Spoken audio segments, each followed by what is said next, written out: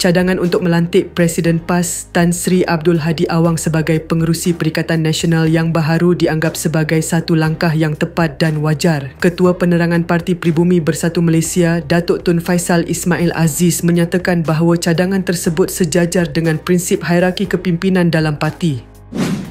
Beliau menambah bahawa adalah tidak sesuai untuk memilih seorang pengerusi PN daripada kalangan individu yang bukan Presiden Parti kerana jawatan tersebut akan mempengerusikan mesyuarat yang melibatkan Presiden-Presiden Parti komponen lain yang berfungsi sebagai timbalan pengerusi PN. Menurut Tun Faisal, Presiden Parti memegang mandat tertinggi dalam struktur parti masing-masing. Saya tidak pasti mengenai struktur dalaman PAS, namun kebiasaannya dalam kebanyakan parti politik, kuasa eksekutif tertinggi terletak pada Presiden. Oleh itu, melantik pengerusi PN dari kalangan timbalan, naib Presiden atau pihak luar boleh menyebabkan kekeliruan berhubung mandat ahli, bidang kuasa dan kuasa membuat keputusan. Jelasnya dalam satu kenyataan.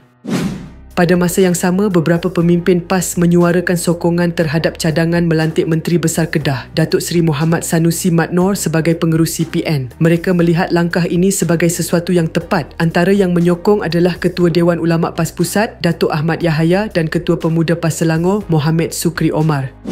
Tun Faisal Ismail juga mengingatkan bahawa meskipun timbalan, naib presiden serta wakil-wakil parti komponen yang menjadi anggota Majlis Tertinggi PN tidak memegang jawatan pengerusi, mereka tetap memainkan peranan yang penting dalam memastikan keberkesanan PN.